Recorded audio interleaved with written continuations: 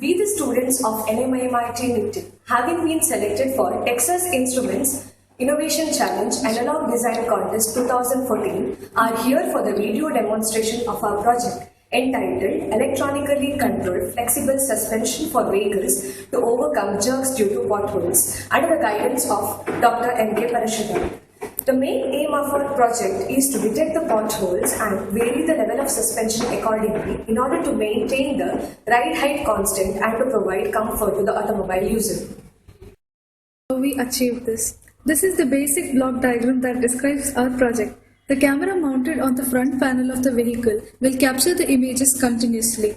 These images are processed in MATLAB to give the distance and position of the pothole from the vehicle. This data is then sent to the microcontroller which controls the suspension system.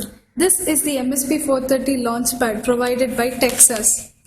An additional velocity sensor is used to calculate the speed of the vehicle. This is also interfaced with the microcontroller to determine the time delay for the release of suspension once the potholes are detected. Designed for a velocity sensor.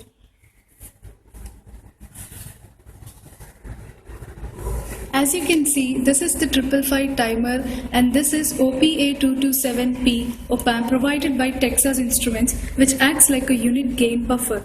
To implement velocity sensor, 555 timer is used.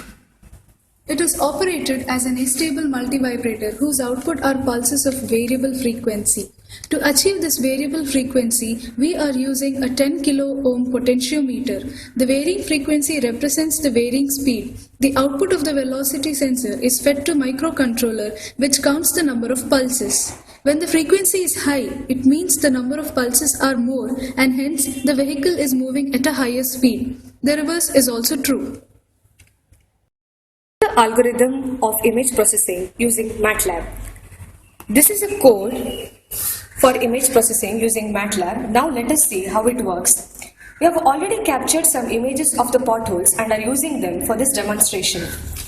If the road does not contain any pothole and only the lanes, it detects the lanes and removes it from the image.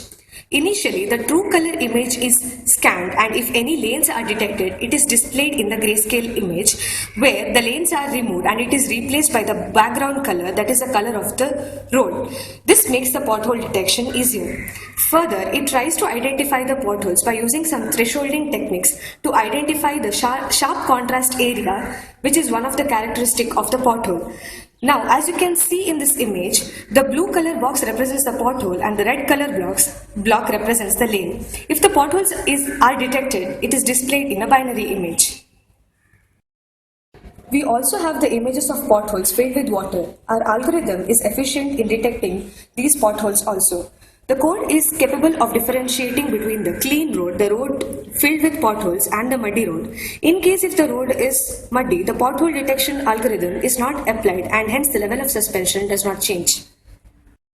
The data from the MATLAB regarding the position of the potholes is sent serially to the microcontroller. Then the microcontroller is used to interface the velocity sensor.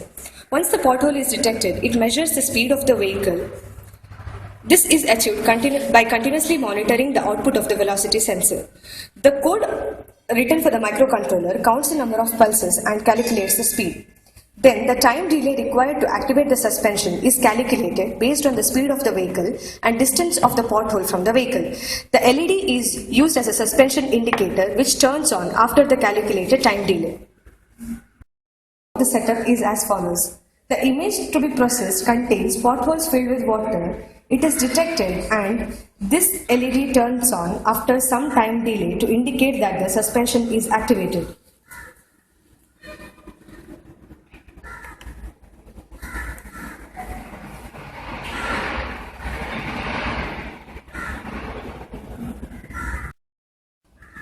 The next image to be processed contains lanes and potholes. Let us see how the entire setup works.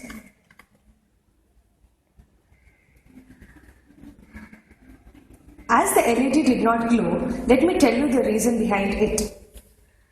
The image is basically cropped into three sections, left, right and the center part. The center part is not subjected to any processing since it is assumed to come in between the left and right sides of the vehicle and tire will not run over it, and hence the suspension is not activated. Now we'll look into the working of the suspension system. We have two designs here. This is design 1. As you can see, we have two syringes. Handle of one syringe is connected to the handle of other. The body of the two syringes are also connected. The body of one syringe is connected to the tire of the vehicle. Each syringe is connected to a pair of solenoid valves and a tank. When the vehicle encounters a pothole, the tire goes down, pulling the body of the syringe it is attached to. Since the handle is fixed to the base of the vehicle, it rises a little. Due to this, the handle of the other syringe will be pushed up, forcing the liquid inside it to flow out through the solenoid valve.